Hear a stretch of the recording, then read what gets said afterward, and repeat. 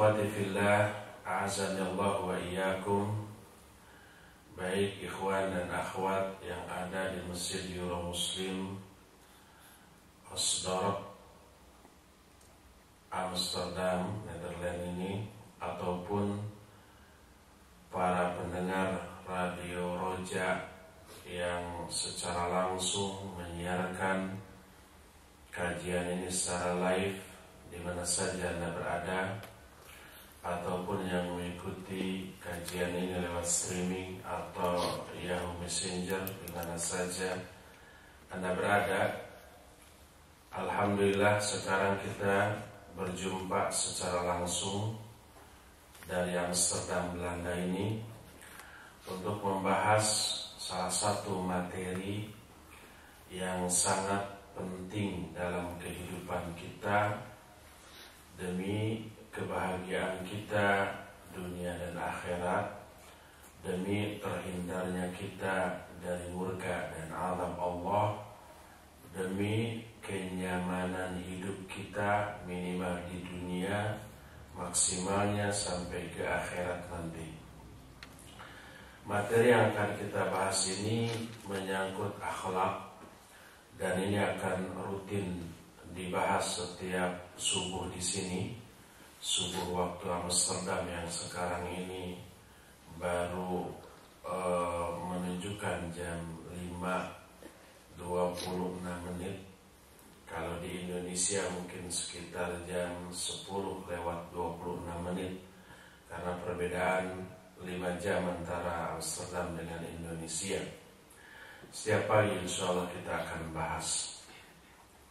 Kita akan mulai dari penjelasan tentang keutamaan akhlak agar menjadi semacam tasjid atau stimulan atau pendorong bagi kita supaya kita ini memiliki ikhtiar yang kuat, usaha yang besar untuk memiliki akhlak yang mulia, karena terdorong dengan keutamaan akhlak, karena teriming-iming dengan keutamaan akhlak, karena kata orang Sunda mah kabita ku kemuliaan akhlak.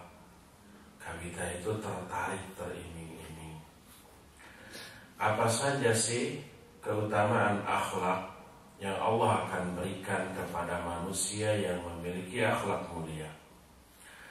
Ada seabrek keutamaan yang Allah akan berikan. Pertama, akhlak yang mulia adalah akhlak yang dicintai oleh Allah Azza wa Jalla, sebagaimana dijelaskan dalam banyak hadis.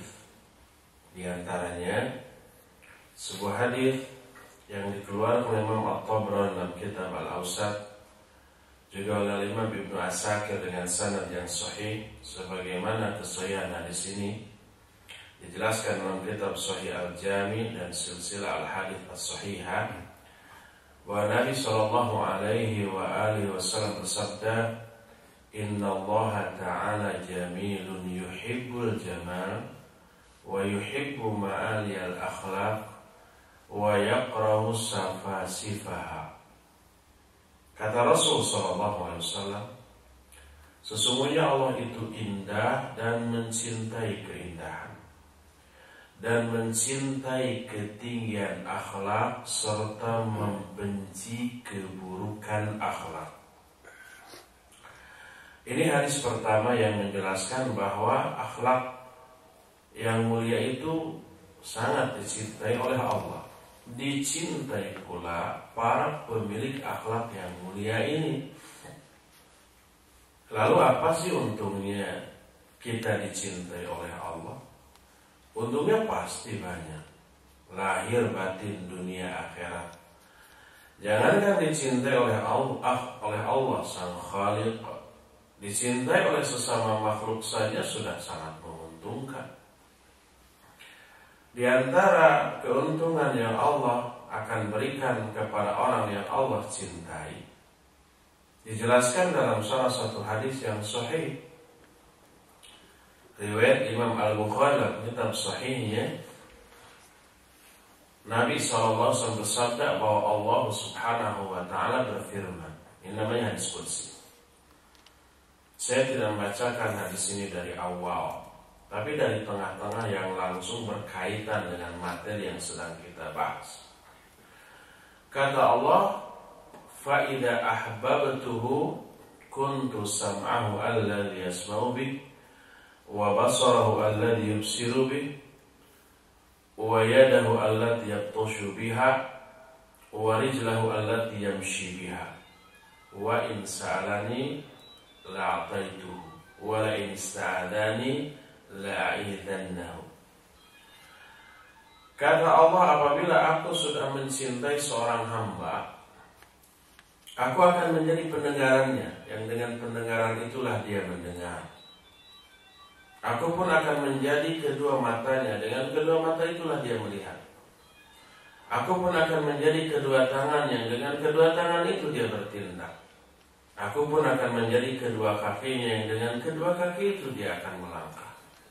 Kalau dia minta sesuatu kepadaku, kata Allah, pasti akan aku berikan. Dan bila dia minta perlindungan kepadaku, pasti akan aku lindungi. Ini nih komitmen Allah kepada orang yang Allah cintai. Jadi betapa sangat menguntungkannya orang yang dicintai oleh Allah. Dan salah satu penyebab seseorang dicintai oleh Allah adalah karena dia memiliki akhlak yang mulia. Karena itulah maka Nabi SAW pun sebagai manusia akhlaknya paling mulia, karena kata orang Sunda namanya kadita gitu, tertarik, teriming-iming oleh keutamaan kemuliaan akhlak. Beliau sampai berdoa kepada Allah agar Allah itu memuliakan akhlak beliau dan berlindung kepada Allah dari keburukan akhlak. Di antara doa yang beliau ungkapkan adalah sebuah doa yang disebut dalam sebuah hadis sahih riwayat Imam Muslim dalam kitab Sahih Muslim juz pertama halaman 534. Nabi berdoa, Allahumma hdini li ahsanil akhlaq wa la yahdi li ahsaniha illa ant wasrif anni sayyi'aha wa la yasrifu anni sayyi'aha illa ant. Kata Nabi SAW, ya Allah, tunjukkan aku kepada sebaik-baik akhlak. Allahumma hdini, ya Allah, berikan hidayah kepadaku kepada kebaikan akhlak, akhlak terbaik. Dan hidayah yang dimaksud di sini, kata Syekh Muhammad bin Shalih Al-Utsaimin rahimahullah, bila dalam sebuah ayat atau sebuah hadis terkandung kata-kata hidayah yang maknanya tidak spesifik, maka hidayah yang dimaksud di sana mencakup hidayah secara umum dengan segala jenis macamnya. Dan kita tahu melalui penjelasan para ulama ada dua macam hidayah. Hidayah yang disebut dengan al-irsyad wa dilalah berupa ilmu. Irsyad itu kan bimbingan, dilalah itu kan petunjuk berupa ilmu. Hidayah berupa ilmu, karena ilmu adalah hidayah. Yang kedua hidayah taufik. Kalau hidayah taufik itu berupa keinginan dan kemampuan untuk mengamalkan petunjuk itu. Ada kalanya orang hanya mendapatkan hidayah berupa ilmu saja, tapi tidak memperoleh hidayah taufik. Ilmunya dia tahu tapi tidak mengamalkan ilmu itu. Ada kalanya seperti itu. Berarti dia tidak memperoleh hidayah taufik walaupun sudah memperoleh hidayah ilmu. Nah, hadis ini Allahumma hdini li ahsanil akhlaq. Ya Allah, beri hidayah aku kepada sebaik-baik akhlak. Maknanya beri ilmu tentang apa saja sih akhlak terbaik tersebut, dan beri hidayah taufik kepadaku untuk memiliki akhlak yang mulia tersebut. Karena apa? La yahdi li ahsaniha illa an. Sebab tidak ada yang bisa memberi hidayah kepada kemuliaan akhlak kecuali engkau. Lalu kata Nabi, wasrif anni sayyi'ah, palingkan dariku keburukan akhlak, jauhkan keburukan akhlak dari diriku. Karena tidak ada yang bisa memalingkan aku dari keburukan akhlak itu kecuali Engkau. Doa ini bagus untuk kita hafal, lalu kita baca. Karena ini contoh oleh Nabi SAW dalam hadis yang sahih, Allahumma hdini li ahsanil akhlaq, la yahdi li ahsaniha illa ant, wasrif anni sayyi'aha wa la yasrifu anni sayyi'aha illa anta. Ya Allah, tunjukkan aku kepada kemuliaan akhlak, karena tidak ada yang bisa menunjuki aku kepada kemuliaan akhlak kecuali Engkau. Dan palingkan dariku keburukan akhlak, karena tidak ada yang bisa memalingkan dari aku tentang keburukan akhlak kecuali Engkau. Dalam hadis lain yang diriwayatkan oleh Imam At-Tirmidzi dengan sanad yang sahih, juga Imam At-Tabrani dalam kitab Al-Kabir, Nabi SAW juga pernah berdoa. Isi doanya, Allahumma inni a'udzubika min munkaratil akhlaq wal a'mal wal ahwa wal adwa. Kata Nabi SAW, ya Allah, sesungguhnya aku berlindung kepada Engkau dari kemungkaran akhlak, dari amal-amal yang juga mungkar, dari hawa nafsu, dan dari penyakit. Jadi Nabi pun berlindung kepada Allah dari keburukan akhlak, karena keburukan akhlak itu sesuatu yang menimbulkan kerugian besar.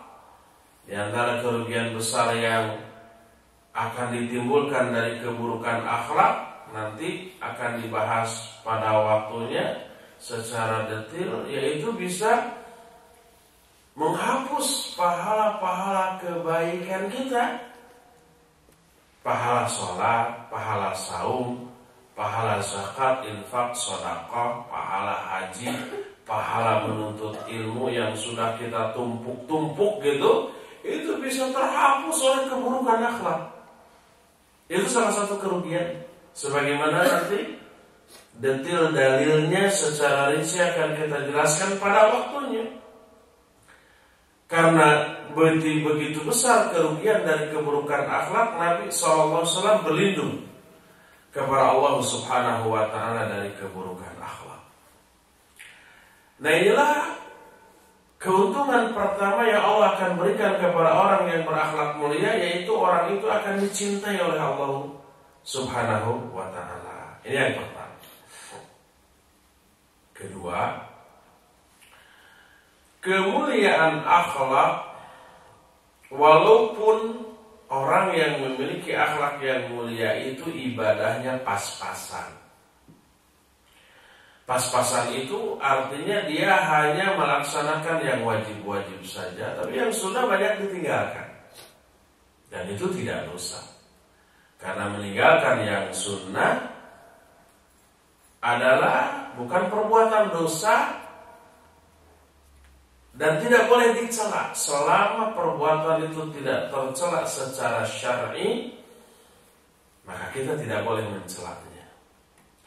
Dan tidak boleh menekan dan mewajibkan orang untuk melaksanakan yang sunnah. Tapi siapa yang melaksanakannya itu afdal, sangat-sangat bagus. Seorang muslim yang ibadahnya muktasib, simple, pas-pasan, tapi dia bisa memperoleh pahala yang sangat besar, sebesar pahala tahajud dan saum secara terus-menerus, hanya karena akhlaknya mulia. Karena akhlaknya mulia, walaupun ibadahnya hanya yang wajib saja, tapi pahala dari kemuliaan akhlak tersebut sama besar dengan pahala yang diperoleh oleh orang yang rajin tahajud, rajin saum sunnah. Betapa menguntungkannya ini. Sehingga prinsip ekonomi sekuler itu terterapkan dalam hal ini. Prinsip ekonomi sekuler kan menyatakan dengan modal sekecil-kecilnya bisa memperoleh keuntungan sebesar-besarnya. Tapi dalam masalah dunia itu, nah ternyata ini berlaku dalam masalah akhirat, dalam hal akhlak.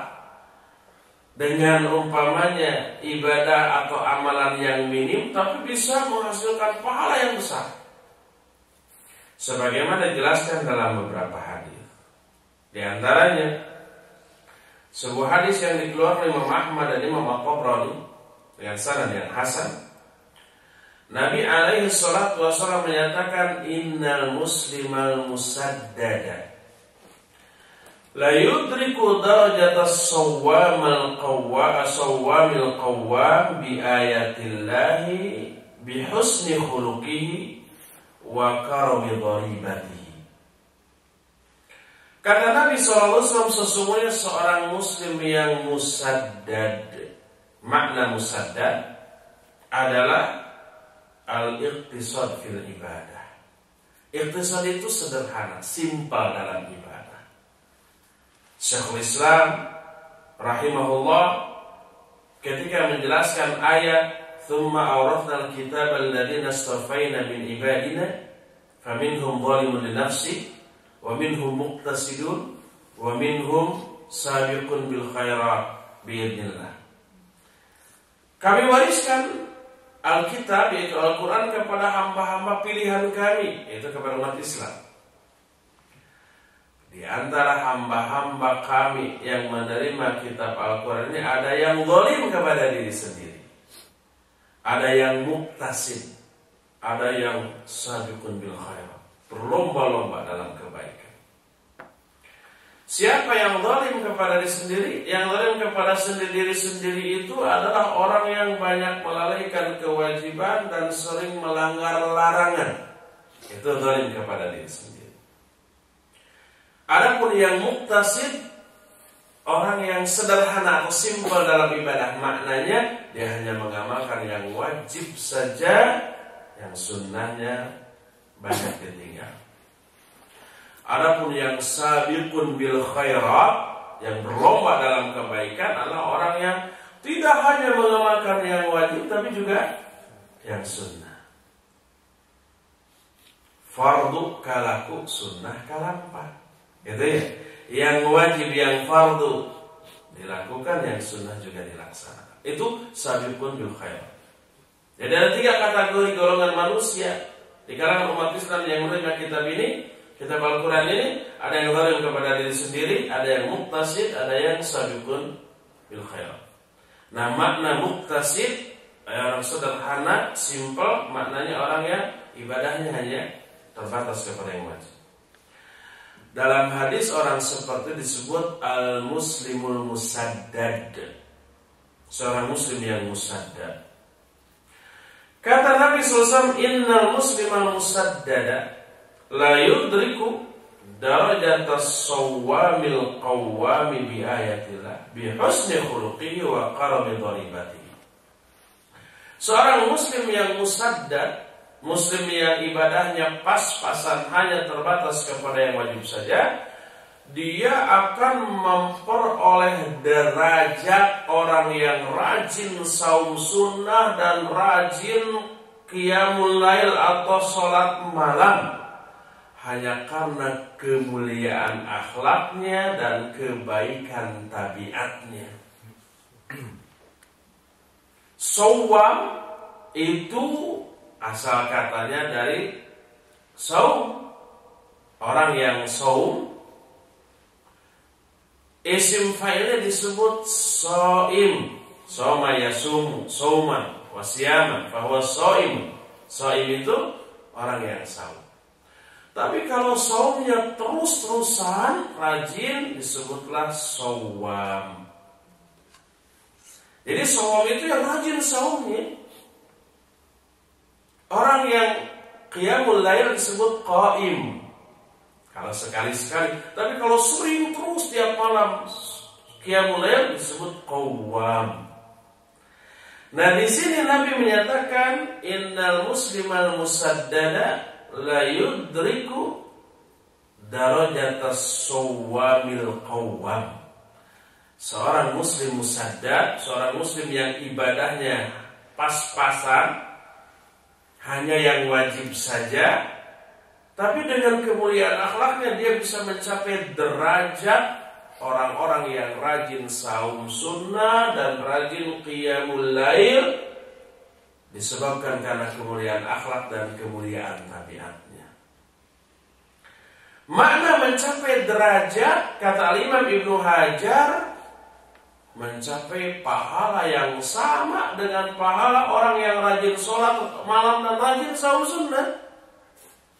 Orang itu jarang sholat malam atau jarang saum sunnah karena muktasid tea tadi, karena sederhana, ada teaan orang Sunda, karena dia musaddad disebutnya, jarang saum sunnah, jarang tahajud, tapi pahalanya tetap dapat. Karena apa? Karena kemuliaan akhlak. Berkata Imam Ibnu Hajar rahimahullahu ta'ala dalam kitab Fathul Bari Syarah Sahih Bukhari, kata beliau, raf'atud darajat likathrati thawab. Ketinggian derajat itu karena banyaknya pahala. Kalau disebutkan derajatnya tinggi berarti pahalanya banyak. Ketinggian derajat itu ditetapkan oleh banyak sedikitnya pahala. Makin banyak pahala, makin tinggi derajat. Makin sedikit pahala, makin rendah derajat. Dan kalau tidak memiliki pahala, bahkan yang ada dosa, dia nggak punya derajat, tapi masuk ke dalam sebutan darokat. Darokat itu tingkatan neraka. Bedanya kalau derajat dari bawah ke atas makin bagus, itu tingkatan untuk surga. Kalau darokat tingkatnya dari atas ke bawah makin hebat siksanya, dan itu tingkatan neraka. Yang paling bawah berarti paling hebat, dan itu orang-orang munafik. Kata Allah Subhanahu wa ta'ala Al-Qur'an, innal munafiqina fi darkil asfali minan nar. Sesungguhnya orang-orang munafik itu berada dalam darkil asfal, darak terendah. Darak itu tingkatan terendah, tingkatan neraka, karena urutannya dari atas ke bawah. Makin atas makin ringan, makin bawah makin hebat. Nah, jadi seringkali derajat itu merupakan ungkapan dari pahala. Karena pahalalah yang menentukan tinggi rendahnya derajat dia. Oleh karena itu makna hadis innal muslimal musaddada la yudriku darajat as-sawwamil qawwam bi husni khuluqihi wa karimi dharibatihi, maknanya adalah seorang muslim yang ibadahnya pas-pasan akan memperoleh pahala yang sama dengan pahala orang yang rajin saum sunat dan qiyamul lail, hanya karena kemuliaan akhlak dan kemuliaan tabiatnya. Inilah hebatnya akhlak, bisa meraup pahala yang sama besar dengan pahala orang yang rajin ibadah saum dan ibadah malam hari, yaitu tahajud. Dan ini tentu saja amat sangat menggiurkan. Bahkan di dalam hadis lain yang diriwayatkan oleh Imam Abu Ya'la dan Imam Al-Bazzar dengan sanad yang sahih, sebagaimana kesahihan ini dijelaskan dalam kitab Silsilah Al-Hadis As-Sahihah, hadis yang nomor 1590, juga Sahih Al-Jami. Nabi SAW menyatakan, inna akmalal mu'minina imanan ahsanuhum khuluqa wa inna husnal khuluq la yablughu darajatas shaumi waz zakah. Kata Nabi SAW, sesungguhnya orang mukmin yang paling sempurna imannya adalah orang mukmin yang paling bagus akhlaknya. Lihat, iman itu sinergi dengan akhlak. Iman itu berbanding lurus dengan akhlak. Iman sempurna, akhlak sempurna. Iman bagus, akhlak bagus. Makanya kalau seorang akhlaknya buruk, menunjukkan imannya juga buruk. Dan semuanya kemuliaan akhlak bisa menyampaikan pelakunya kepada derajat orang yang rajin saum dan rajin zakat. Mungkin saumnya tidak, zakat dalam makna sedekahnya juga tidak. Zakatnya tidak karena mungkin tidak mampu dan tidak terkena dengan kewajiban zakat. Sedekahnya juga tidak karena memang tidak punya untuk disedekahkan. Tapi pahala tetap dapat dengan apa? Dengan kemuliaan akhlak. Walhasil poin yang kedua ini menyatakan bahwa salah satu di antara kemuliaan akhlak adalah bisa menghasilkan pahala yang besar dengan amalan yang sedikit. Inilah keutamaan akhlak yang kedua. Ketiga,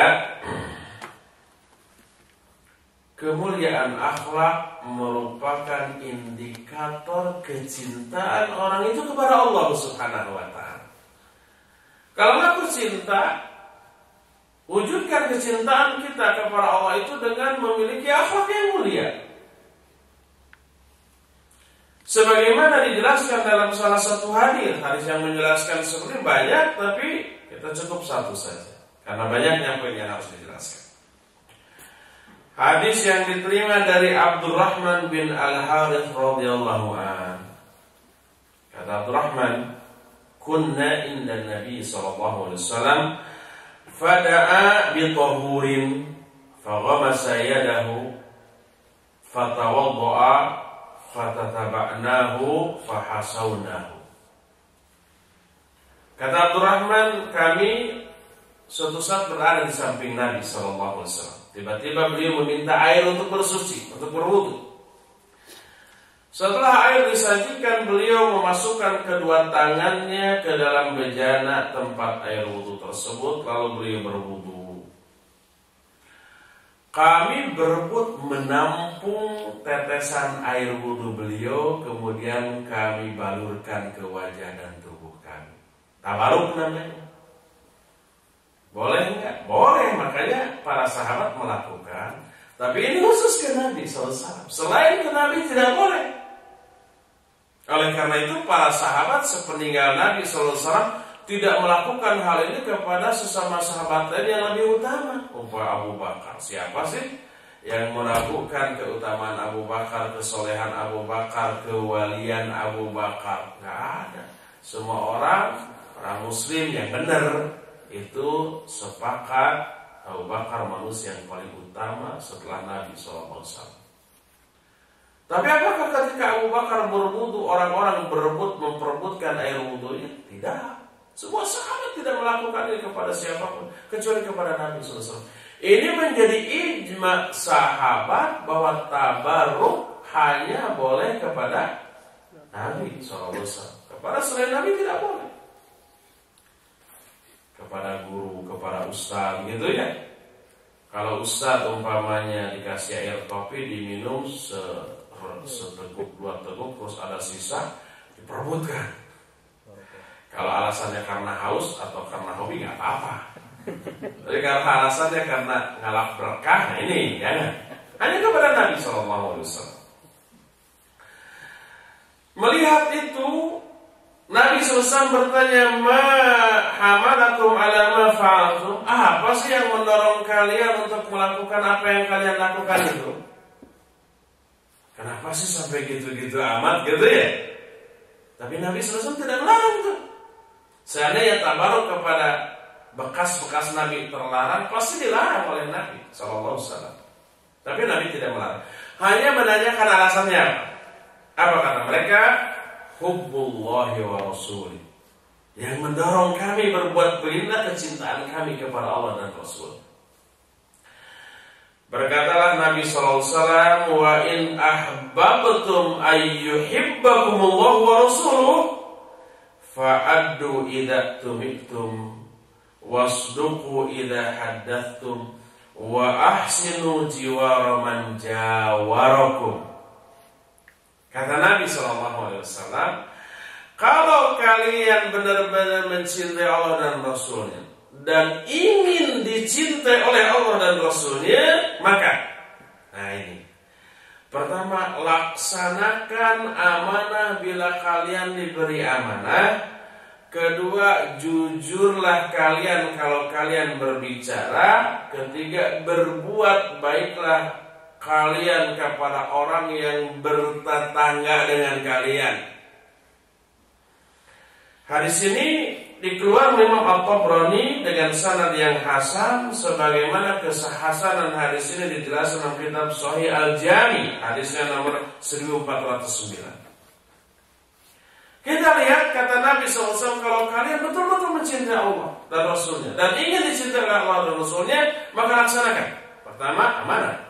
Kedua, jujur dalam berbicara. Ketiga, berbuat baik kepada tetangga. Dan itu semuanya akhlak. 3 poin ini akhlak. Menunaikan amanah akhlak,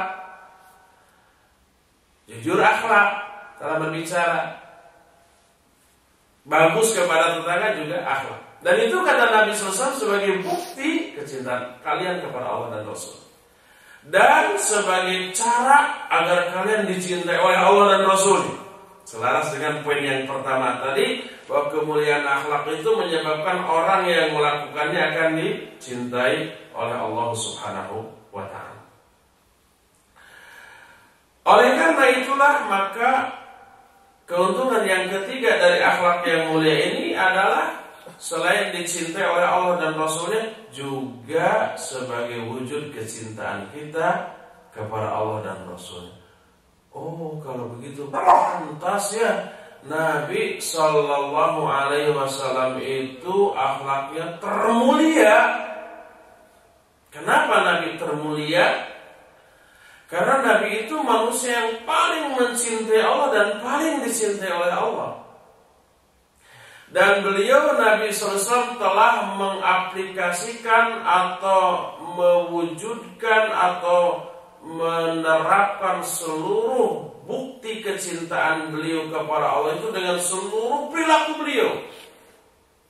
Oleh karena itu, akhlak beliau, sunnah beliau, kehidupan keseharian beliau, perilaku beliau itu merupakan perwujudan rasa cinta beliau yang sangat besar kepada Allah.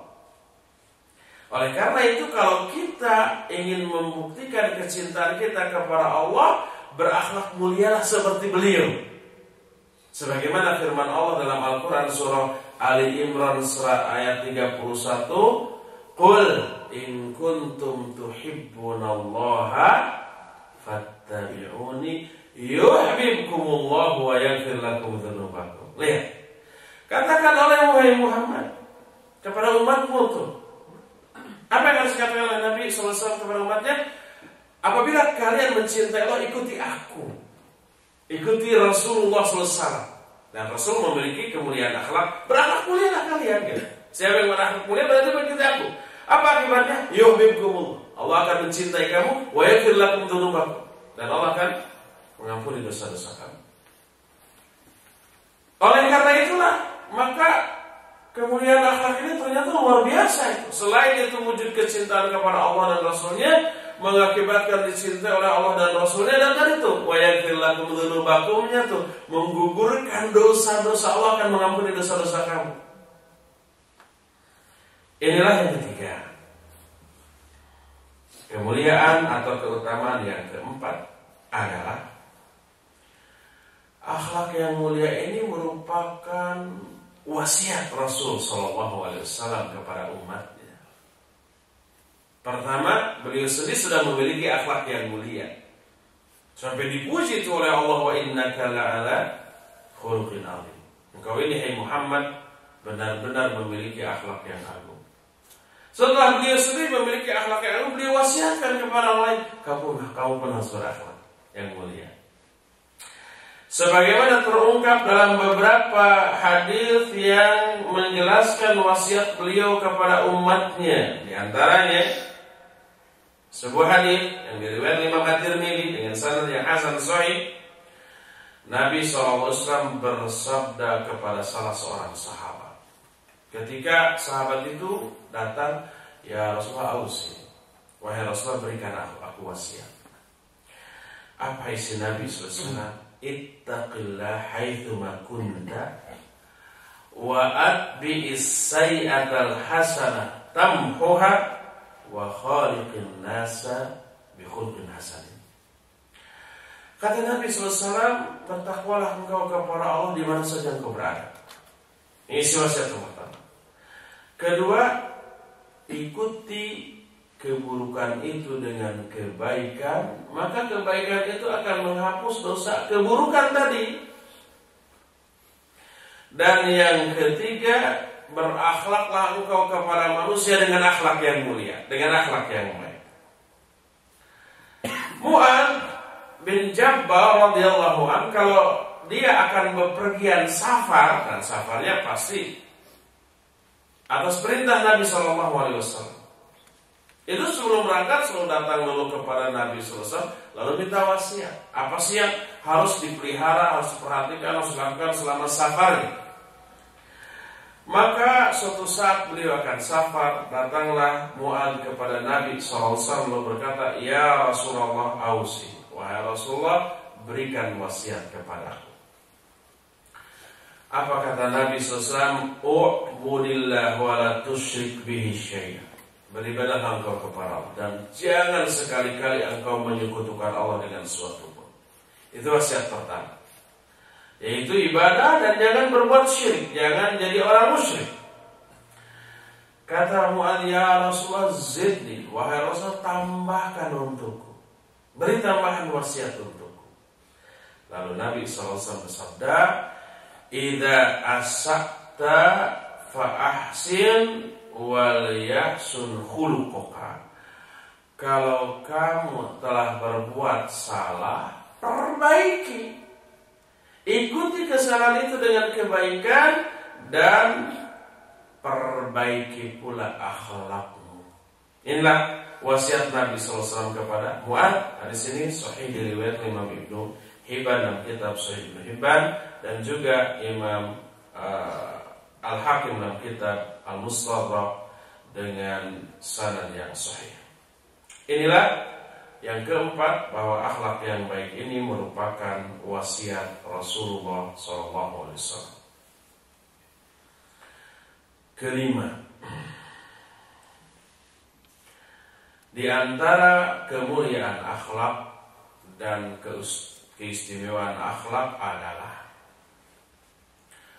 akhlak yang baik menyebabkan timbangan amal kebaikan kita menjadi jauh lebih berat daripada sebelumnya. Ini tadi prinsip ekonomi sekuler dalam urusan dunia ternyata berlaku dalam akhlak, yaitu dengan modal sekecil-kecilnya memperoleh keuntungan sebesar-besarnya. Dengan amal yang sedikit-dikitnya bisa menghasilkan pahala yang sebanyak-banyaknya. Berakhlak mulia secara fisik ringan, tidak sampai ngos-ngosan, tidak sampai keringetan, tidak menyebabkan nafas kita tersengal-sengal, tidak membuat badan kita menjadi pegal-pegal dan kecapean. Coba aja umpamanya ketemu orang tersenyum, salam, kaif hal, apa kabar, bagaimana keadaan keluarga. Itu salah satu wujud akhlak yang baik, gitu ya. Tidak capek secara fisik, tapi menyebabkan timbangan amal kebaikan kita itu menjadi berat. Dan beratnya timbangan amal kebaikan itu yang menentukan selamat celakanya kita di akhirat. Coba lihat Al-Quran surah Al-Qari'ah menyatakan, fa amma man thaqulat mawazinu fahuwa fi 'ishatin radiyah. Adapun orang yang berat timbangan amal kebaikannya, amal buruknya ada, tapi lebih ringan, lebih berat amal baiknya. Fahuwa fi 'ishatin radiyah. Dia berada dalam kehidupannya diridhoi. Sebaliknya, wa amma man khaffat mawazinu fa ummuhu hawi. Ada orang yang ringan tuh timbangan amal kebaikan. Kebaikannya ada, tapi ringan. Berarti yang lebih berat dosanya. Fa ummuhu hawiyah, maka tempat berlindungnya nanti di neraka hawiyah. Disebutnya ke ummu, ibu kan ibu. Ibu itu tempat apa? Berlindungnya anak. Tempat yang paling nyaman bagi setiap anak berada dalam pelukan ibunya. Tidak hanya manusia, Binatang juga begitu, kalau anaknya masih kecil-kecil, ada bahaya, mereka cepat lari ke bawah badan dari ibunya, gitu ya. Sana mereka memperoleh keamanan dan kenyamanan.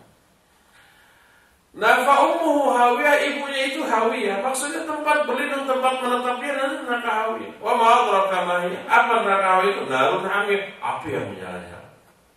Itu bagi orang yang timbangan kebaikannya ringan.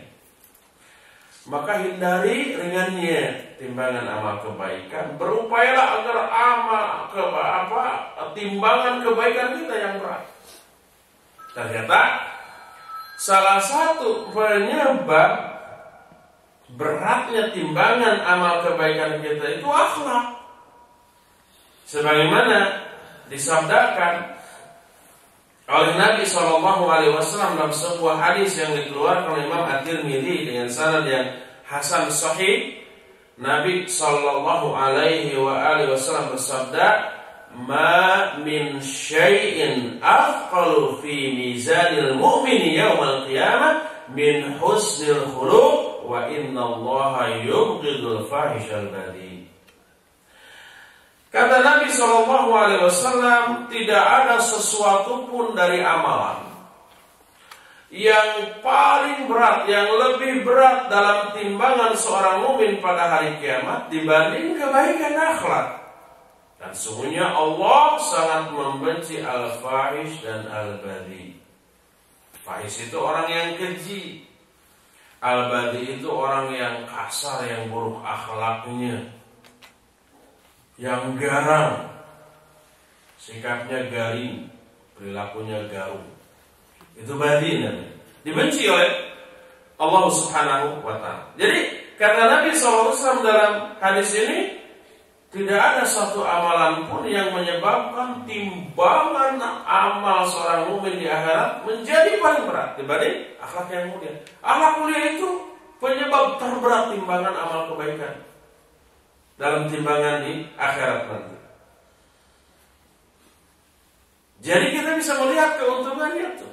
Karena akhlaknya baik, timbangannya jadi berat. Kenalah dengan ayat fa'amma man thaqulat mawazinu faulaika humul muflihun dalam surah Al-Anbiya. Bukan fa'amma man thaqulat mawazinu faulaika humul muflihun. Siapa orang yang berat timbangan amal kebaikan, dia orang-orang berbahagia. Fa'amma man thaqulat mawazinu fahuwa fi 'isyatir radiyah. Siapa orang yang berat timbangan amal kebaikannya, maka dia akan berada dalam kehidupan yang diridhoi. Inilah keutamaan yang keenam. Ketujuh, akhlak yang mulia menjadi garansi untuk bisa masuk surga. Penjamin orang itu akan masuk surga. Penyebab terbanyak masuk surganya seorang manusia itu akhlak. Sebagaimana Abu Hurairah radhiyallahu anhu menyatakan, su'ila Rasulullah SAW an aktsari ma yudkhilun nasal jannah. Nabi SAW ditanya tentang penyebab terbanyak masuknya manusia ke dalam surga. Apa sih? Dijawab oleh Nabi SAW, taqwallah wa husnul khuluq. Takwa kepada Allah dan akhlak yang baik.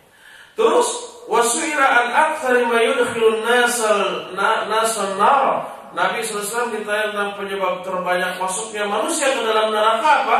Beliau menjawab al-fammu wal faraj. Mulut dan faraj.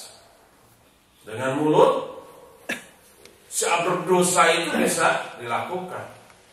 Dengan bohong, dengan ghibah, dengan fitnah, dengan omongan yang menyakitkan, menghina kayak gitu ya, dengan cara umpama memarahi orang lain dengan alasan yang tidak layak untuk dimarahi seperti itu, dengan berbicara tentang agama ini tanpa ilmu, dengan bersumpah palsu. Itu mulut walaupun kecil, enteng, ringan, tetapi dampak yang ditimbulkannya gede loh. Dan itu akhlak. Nabi SAW bersabda, "Man kana yu'minu billahi wal yawmil akhir falyaqul khairan aw liyasmut." Siapa orang yang beriman kepada Allah dan hari akhir, hendaklah dia itu berkata yang baik atau diam. Ini akhlak.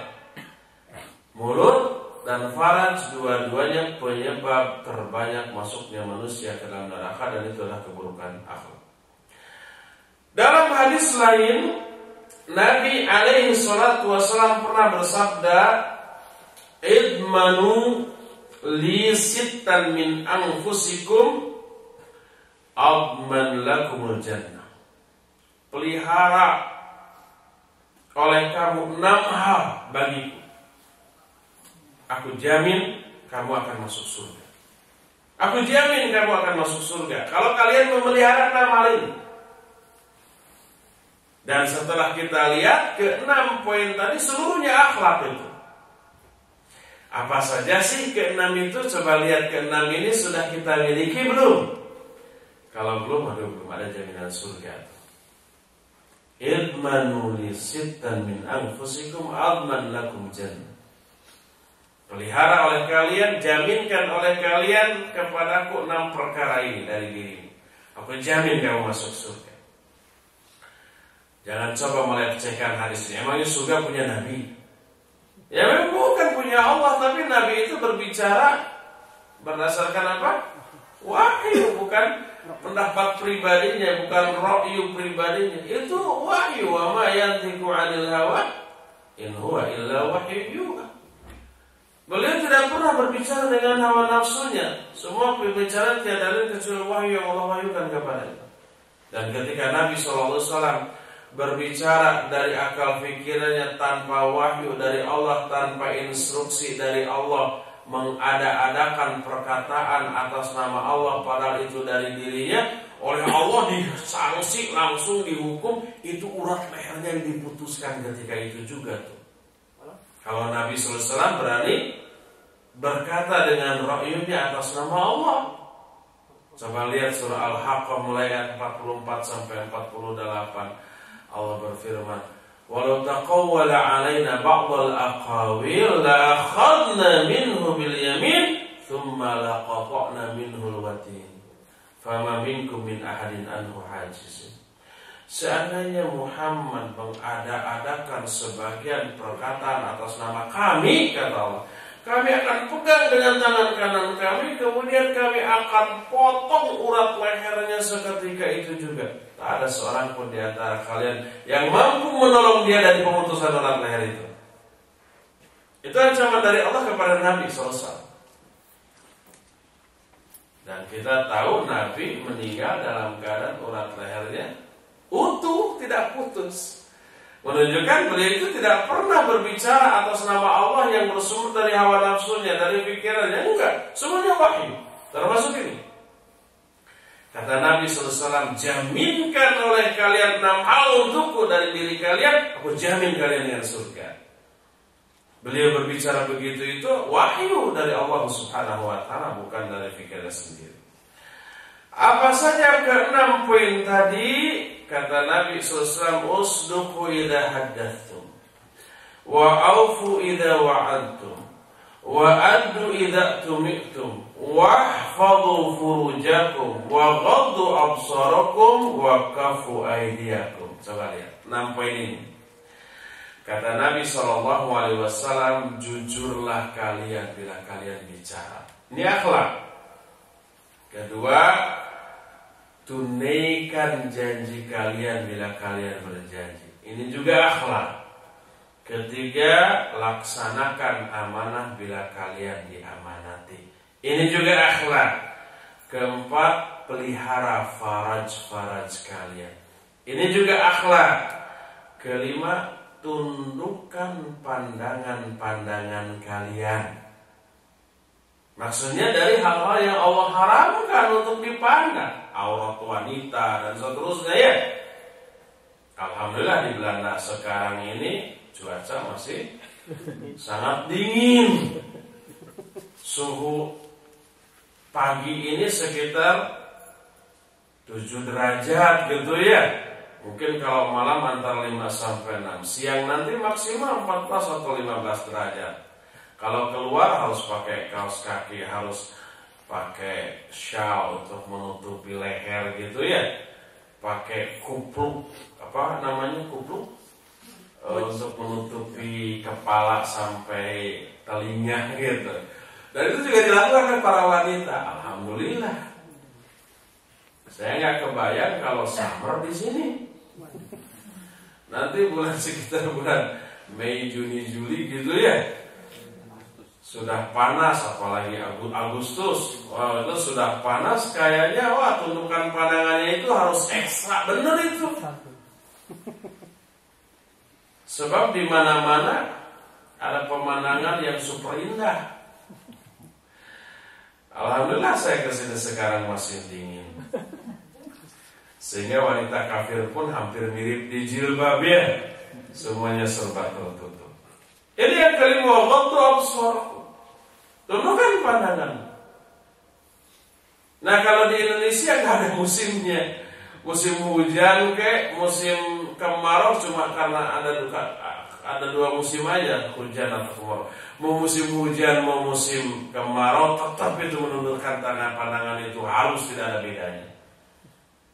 Kalau di sini ada beda. Kalau umpamanya musim dingin atau termasuk juga musim gugur, musim semi, itu masih dingin udara. Alhamdulillah musim panasnya cuma 3 bulan ya. 9 bulan yang lainnya udaranya dingin, sehingga dosanya mungkin lebih sedikit daripada di Indonesia. Beren, gitu ya. Dan yang terakhir, yang keenam, waqafu aydiyakum, tahan tanganmu. Maknanya jangan sampai tangannya menyakiti orang, mencubit, memukul, menendang gitu ya, nunjuk-nunjuk dalam konteks menghina dan seterusnya. Ternyata keenam poin yang Allah perintahkan untuk dipelihara itu, 6-6-nya menyangkut akhlak. Jaga 6 ini, jaminkan 6 ini dari diri kalian untukku, aku jamin kamu dengan surga. Pertama, jujur dalam bicara. Kedua, menunaikan janji. Ketiga, melaksanakan amanah. Keempat, memelihara faraj. Kelima, menundukkan pandangan. Dan yang ketujuh, keenamnya menjaga tangan untuk tidak menyakiti orang lain. Keenam itu akhlak. Ini yang menjadi jaminan surga. Untuk di Indonesia, termasuk di Belanda pada musim panas, ini susah tuh. Kalau jujur dalam bicara, kalau menunaikan janji, menunaikan amanah, memelihara faraj, mungkin itu bisa. Tapi menundukkan pandangan ini nih yang agak susah. Bukan agak, super susah. Sehingga umpamanya kita di Bandung saja naik angkot, di sini kan nggak ada angkot. Katakanlah di sini naik busway atau tram, di angkot sana duduknya berhadapan-hadapan loh, dan nggak bisa milih. Di depan. Kalau pagi-pagi naik angkot itu laki wanita dan wanita laki semua dandan karena mau kantor gitu, wangi, fresh gitu ya. Kita duduk di depan ada wanita gitu ya. Nengok ke bawah, aduh kelihatan banget. Ke kiri wanita, ke kanan wanita. Nengadah, cangkel, pegel, merem, takut kelewatan. Pakai taksi, jebol. Banyak dan berat tantangan untuk hidup di negeri yang penuh dengan media kemaksiatan seperti itu. Inilah ikhwah azani Allah wa iyyakum beberapa dari kemuliaan akhlak yang menggiurkan bagi kita, dan yang saya jelaskan hanya sebagian, bukan seluruhnya. Hal-hal yang belum terterangkan masih banyak lagi yang apabila kita bahas semakin menggiurkan. Dan ini pula lah yang diharapkan bisa memacu kita, mendorong kita dengan daya dorong yang kuat untuk berikhtiar, berusaha, berjuang memiliki akhlak yang mulia. Karena ternyata kemuliaan akhlak tersebut memberikan keuntungan yang sangat besar, luar biasa. Ila ikhwan azani Allah wa iyyakum, baik yang ada di sini, yang Amsterdam ini, ataupun yang memonitor kajian ini di Radio Roja atau radio-radio lainnya. Materi kita pagi hari ini cukup sampai di sini, dan kita masih punya waktu beberapa menit saja untuk bertanya jawab. Apabila ada pertanyaan, bagi jamaah yang ada di sini bisa langsung secara lisan, baik bapak-bapak atau ibu-ibu yang ada di balik hijab. Dan untuk pendengar Radio Roja, bila memungkinkan secara teknis silakan mengirimkan SMS seperti yang nomornya sudah disebutkan. Foto. Baik, Jazakallah khairan katsir. Masyaallah muslimin rahimahullah. Barusan kita menyimak kajian pada pagi hari ini, dan sekarang kita masuk pada sesi tanya jawab. Langsung saja, mungkin ada yang ingin ditanyakan dari Ivan terlebih dahulu. Silakan. Assalamualaikum warahmatullahi wabarakatuh. Waalaikumsalam. Pak Ustadz, yang ingin saya tanyakan di sini kaitannya antara akhlak, takwa dan iman. Karena yang saya dengar dari yang tadi kayaknya masih terpisah-pisah ya, antara iman, kemudian takwa dan kemudian akhlak itu sendiri. Karena di bagian terakhir Pak Ustadz menyebutkan bahwa keenam yang dijanjikan Rasulullah bahwa kita di jalan bisa masuk surga adalah masalah akhlak itu tadi. Nah, kaitannya antara ketiga itu apa ini Pak Ustadz? Jadi kalau misalkan orang kalau berpikiran sempit kan, ya udah saya berakhlak aja daripada berenang, itu mungkin bisa dijelaskan rangkaian ketiga itu. Terima kasih. Assalamualaikum warahmatullahi wabarakatuh. Waalaikumsalam. Iya. Mungkin insyaallah suara pertanyaan juga masuk ya ke Radio Roja ya. Jadi tidak perlu diulang. Apa sih keterkaitan takwa, iman dan akhlak? Mendengar penjelasan tadi, akhlak itu begitu menggiurkan, nanti orang berpikir cukup berusaha memiliki akhlak yang baik aja, walaupun imannya, ibadahnya itu gak perlu diperhatikan. Apakah betul? Nah, ini ya, nanti akan dijelaskan keterkaitan antara akidah, iman dengan akhlak, bahkan juga dengan ibadah secara rincinya nanti. Jawaban ringkasnya adalah akhlak-akhlak yang mulia dengan seabrek keuntungan tadi itu hanya bisa lahir dari iman yang kuat, iman yang lurus, iman yang mantap. Karena seperti yang tadi diungkapkan, kekuatan iman dengan kemuliaan akhlak itu sinergi, berbanding lurus, tidak mungkin bertolak belakang. Makanya Nabi SAW bersabda, "Man kana yu'minu billahi wal yawmil akhir falyukrim dhaifah. Man kana yu'minu billahi wal yawmil akhir falyukrim jarahu. Man kana yu'minu billahi wal yawmil akhir falyakul khairan aw liyasmut." Siapa yang beriman kepada Allah dan hari akhir, iman. Siapa yang iman kepada Allah dan akhirat, hendaklah dia memuliakan tamu. Memuliakan tamu akhlak. Jadi akhlak berupa memuliakan itu ternyata merupakan perwujudan dari iman dia kepada Allah dan Rasul. Siapa orang iman kepada Allah dan hari akhir, hendaklah dia memuliakan tetangga. Siapa orang beriman kepada Allah dan hari akhir, hendaklah dia bicara baik atau diam. Itu sebenarnya akhlak. Dan akhlak itu sebagai manifestasi dari iman. Wallahi la yu'minu, wallahi la yu'minu, wallahi la yu'minu, kata Nabi SAW. Demi Allah tidak beriman, demi Allah tidak beriman, demi Allah tidak beriman. Ditanya, man ya Rasulullah, siapa ya Rasulullah?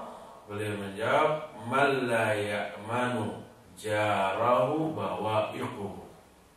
Man la ya'manu jaruhu bawa'iquhu, yaitu orang yang tetangga-tetangganya tidak merasa aman dari gangguannya. Jadi orang yang suka mengganggu tetangga, kata Nabi, dia tidak beriman. Mengganggu tetangga ada akhlak yang buruk. Dan kata Nabi, orang yang buruk akhlaknya kayak gitu, dia tuh demi Allah tidak beriman. Sampai 3 kali Nabi menyatakan begitu. Ini menunjukkan iman dengan akhlak itu berbanding lurus, sinergi.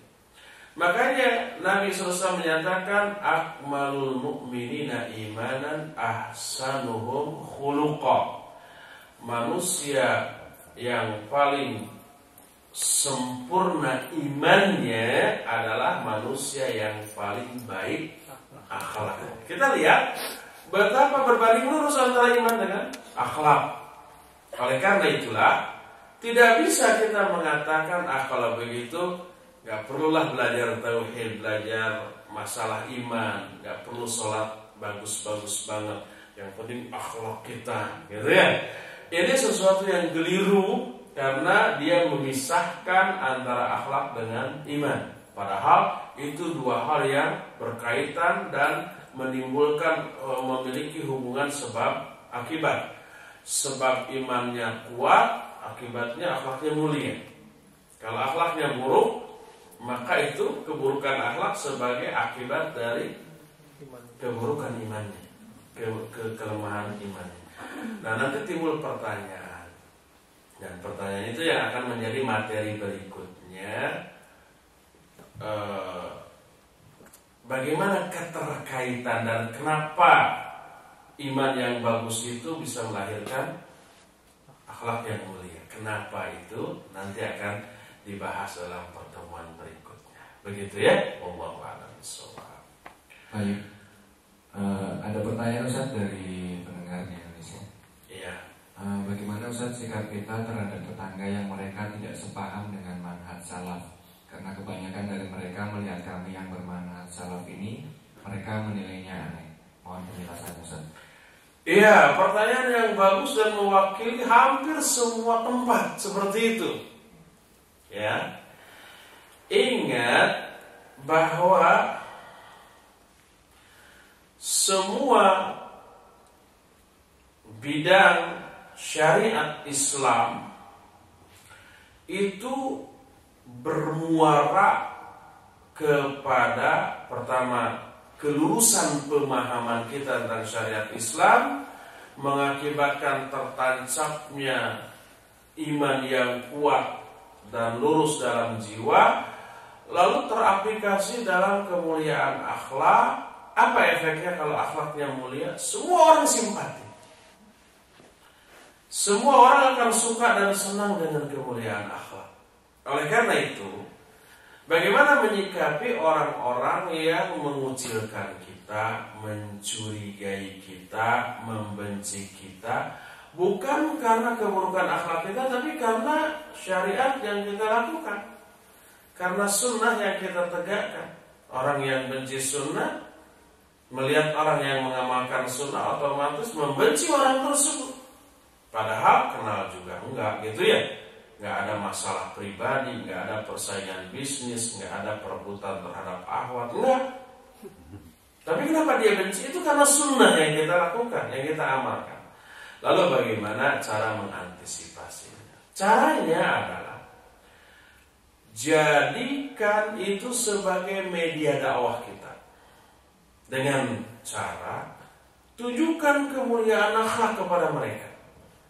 Mendakwahi mereka tidak bisa dengan cara berceramah menjelaskan sunnah ini begini harus dilaksanakan, bid'ah itu begitu harus dijaga. Nggak bisa, karena nggak mungkin kita nyamperin mereka lagi ngumpul, kita saya dengar ya, saya mau menjelaskan sunnah, bubar mereka, diundang ke pengajian ke masjid, nggak akan datang, curiga duluan, nggak suka duluan.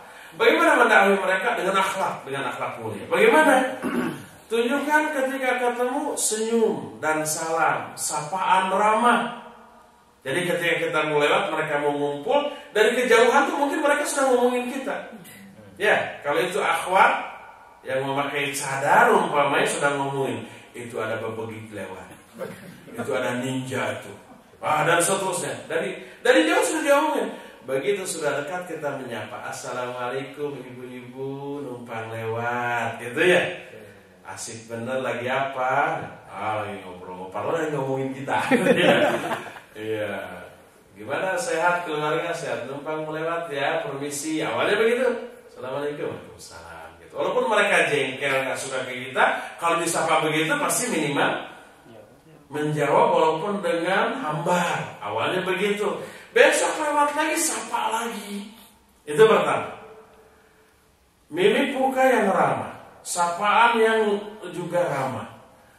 Kedua, bila mendengar tetangga yang membenci kita karena sunnah yang kita tegakkan itu sakit, gitu ya, orang itu sakit, kita harus pertama menengok.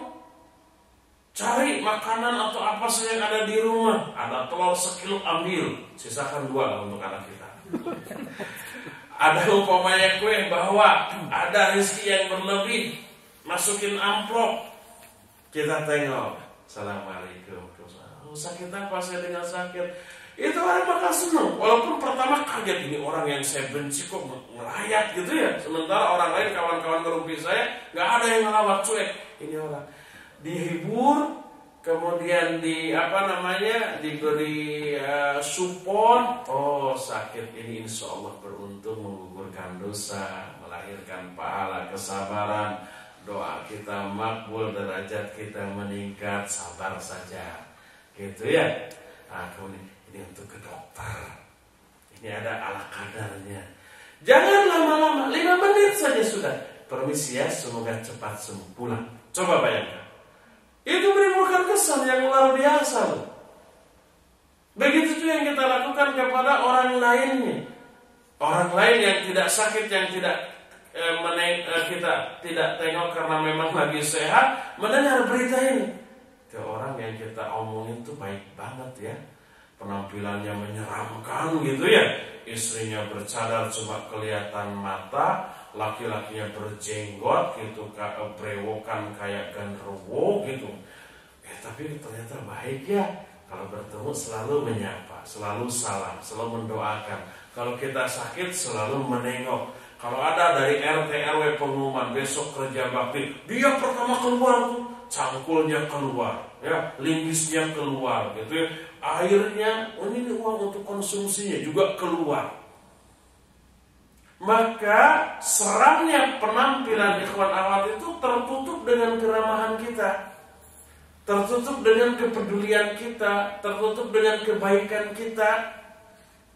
Oleh karena itulah saya yakin ini akan merubah sikap mereka. Ternyata yang bercadar itu baik, ramah, penolong, perhatian, peduli, care.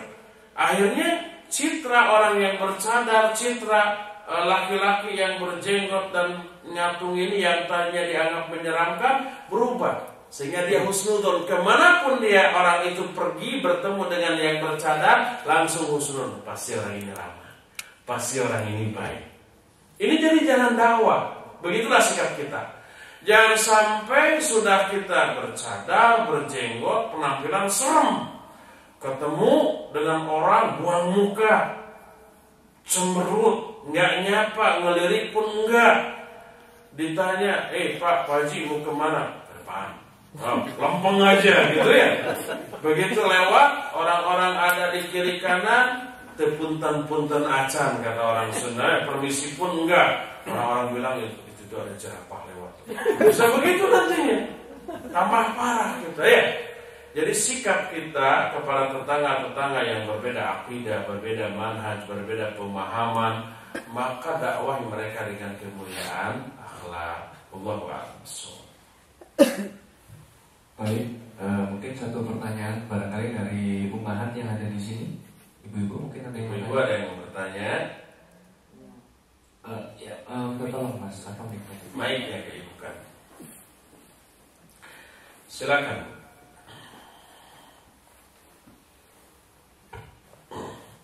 Assalamualaikum warahmatullahi wabarakatuh. Waalaikumsalam warahmatullahi. Pak Ustaz, dengan hal-hal yang Pak Ustaz barusan uraikan mengenai akhlak, saya tidak menemukan akhlak dengan birrul walidain, dengan saudara-saudara kandung ataupun saudara seiman. Apakah akan dibahas nanti? Barakallahu fikum. Assalamualaikum. Barakallahu. Yang saya jelaskan tadi baru pembukaan, muqaddimah yang berisi beberapa keuntungan yang dilahirkan dari akhlak. Adapun bagaimana bentuk-bentuk akhlak yang harus dan wajib kita miliki, belum. Nanti ada materi tentang hal itu, dan di sini disebutkan tuh pada poin yang ke-5 beberapa bentuk akhlak mulia. Di sini disebutkan sabar, jujur, adil, pemaaf, pemalu, tawadhu, dan salah satunya di antaranya birrul walidain dan bagaimana sikap kita kepada kerabat. Akan ada penjelasan tentang masalah itu beserta dalilnya dan beserta keutamaan dari birrul walidain tersebut. Insyaallah ada Bu ya. Jadi ikuti terus. Wallahu a'lam. Baik, Bapak Ibu sekalian, saudara-saudaraku yang dirahmati Allah. Alhamdulillahirrahmanirrahim, kita sudah menjalankan kajian pada subuh ini dengan lancar dan tidak ada gangguan suatu apapun. Semoga materi yang tadi baru saja disampaikan benar-benar bisa memberikan pencerahan buat kita agar kita memiliki akhlak yang mulia seperti yang dicontohkan oleh Rasulullah SAW. Terima kasih jazakumullah khairan katsiran, dan juga kepada Ikhwan dari Radio Roja yang sudah menyiarkan secara langsung. Insya Allah kajian pada subuh ini berkelanjutan, oleh karenanya materi ini tidak selesai pada hari ini, namun akan continue dalam keseharian, jadi akan dilanjutkan besok lagi. Oleh karenanya bagi pendengar setia Radio Roja juga insya Allah bisa stay online untuk bisa mengikuti kajian dalam rangkaian Daurah Ilmiah Islam yang kelima.